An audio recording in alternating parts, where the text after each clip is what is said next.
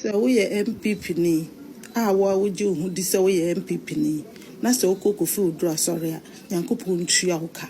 De wo hwehwe wasase su bi Nyankopon nye ma wo ma no me enmusu enka wo no obusuafo nyina.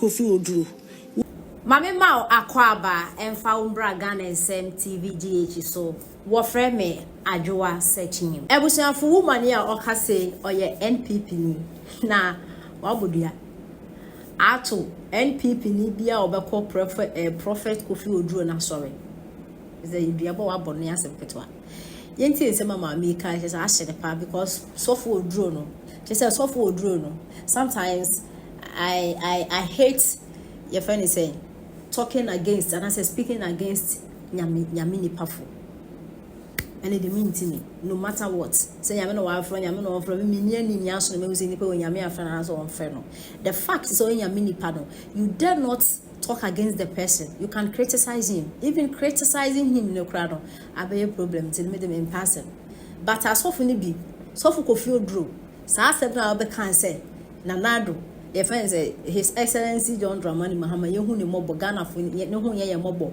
or handle 16 regions no na just say Ghana ha no no everade na sa 16 regions no pa say na no the 6 be kan ho say na ye 10 o Mahama no ne pencil no or handle only 16 regions and when who left from the right you do 2 no you do 2 ni bebre sa do there 10 pe na na mo so ye bonsam no and or the 6 be kan na ye 16 inti se wuni mana na do kra no de 6 be kan na ye 16 inti na do kra no start 16 regions no inti na do no start 16 regions e ma free SHS provided ambulance schools ya kwan ye interchange ye aspects kra no so no your bonsam Mahama no ba 6 months His Excellence no do baby aro what's the yehu ni mobo because I handle 16 regions so na me everybody akopo em so na bra kwape e no ye president wo we na e kase ana obonsam no ye monsa de mu de na do na enye no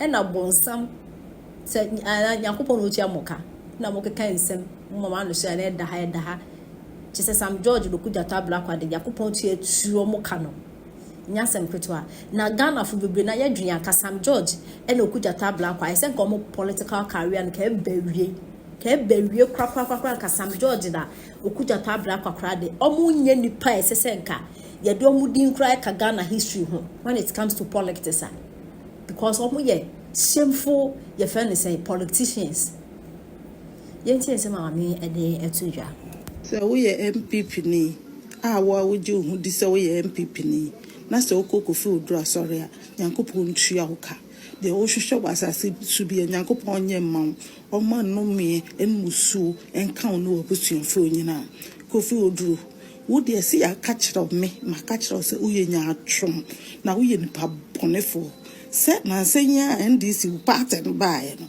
ohun se Sam Jemfi asesa dollars entise akokoa de egu ni kanu eyi bondro de chiche wo kan wa no tumu wankasa wo ya wo Ghana ha eno de sani se container yira ewo port ewo tema habo ni nyina wo kan wa no tumu wankasa ye okrum ha ena anasansani ewo wo party ya abasu ya pensu anasansani di fake so your doctor or you fake when you tua your man appointment as say ya an appointment wo hu ne to belu ni nyina wankasa na emom chairman untumi ya che no e de na e de abone chairman untumi akokot ye de chairman akokot akokire de waye wo hu gusuban no nyansa wo de ti wa sori dem wo sa papa wewe wona wo be kire de ye fa anya chairman untumi na NPP fo mpanifo ni nachi ye bedi nachi opani bi o NPP bedi nachi fi say ye do chairman untumi ye penasem enti ye bedi nachi wo ye fon pa wo so ye osofo kakabo osofo woni mu hwe wo gira social media na wo judge wo ye nyame anka wo be judge ni pa kwasase so de charge na de about chairman untumi a wo judge no ya born in charge ben awche obi ma sum ne hu ne ya bia wo de wo brought fasas of di ni to ho na bra ba dwane politicians ne enye politics no na so for no enya de awo ayama na buso tutu aden. Enti Ghana, ye franchise enti ni nyina na uyi. The whole Ghana president, wait me gina ho, to part. Part. Na emma no kwampo ye nya emesis na ye koto part cry ferry. Ye koto part no, ye ferry. Na president mo, wait me ko gina ho, to part. Emma eye bra ye di so moja. O gugana ni masi, o gugana ma enu masi. We na ho shebo, eso wo ba wo beye. Wo bo sha wo sheye no enu ni. President Mahama we dear. Yes, ye nimpa so wo be wo ma ehwe magana fo. Aso we de wo gugana ma enu masi. Enti ye kodie eni se wo ba ebe launch pad. Agufo ado onye no an launch pad. Ne matamtanze wan launch bio ne ma ebe emo oman ni nyina wan launch or launch drip machine. No launch ambulance. No launch habo. No launch obi dan dan or launch police for dan. No obi car pan lol kwan na wo pa yi went me launch hwe the obe launch ne pad uwie so no asen to wa ba me say call free what chama unto me on board so da tio ya man appointment bi aso da eya no bi kika ya mbada please give me a break. The contract me man, have you gone there to this or execute contract nana? Have you gone there to this? When you also tell yes, whether indeed we are constructing road nana and he also a man town and can you what I say? But what saying is a champion. Or no one board so that or near CEO that only I say even if champion, why am I saying the idea one in the way when you open the license. Yes, what I said. Meanwhile, you have not even established. Send your oil illegal. You haven't.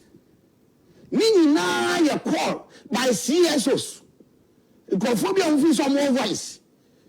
I'm on Casa, and I see a chapter spot hotspots in the city Chamaun to me so. I see someone who have read Chamaun to me na Galamsia. Messias at the moment, till you're revoking a license, Emma. Ya jeni excavated. On one side is for ye ya na meba. Story being a that's champion. They now okay. This was 25th May. Yeah. 2021. Good. Your another date say 30th. Into 2021, 25th May. Or say Akufo-Addo told Attorney General not to prosecute MPs fingered in double salary. Yeah. Investigation Martin Amidu. Former special prosecutor and that screen as well. Martin Amidu has alleged that President Akufo-Addo instructed the then Attorney General Gloria Kufu not to file charges against parliamentarians found to have received double salary. That is it. And I'm dream. 48 million. Conformity patch on the president so much. My goodness. And now see how much I want me 50 million contract into you. My goodness. Look, and you see what made me so serious. And they say they open two accounts. One to receive from the accountant general, and the other one to receive from parliament. Which is and which a manager say when you are a minister now you're a parliamentarian, you decide which of the two portfolios you have to take your remuneration. Yeah. Either you take your remuneration as a minister, or whichever you think is better for you. Then you open one account, open another account. Then you have a catch and say, a mistake. Look, champion, you only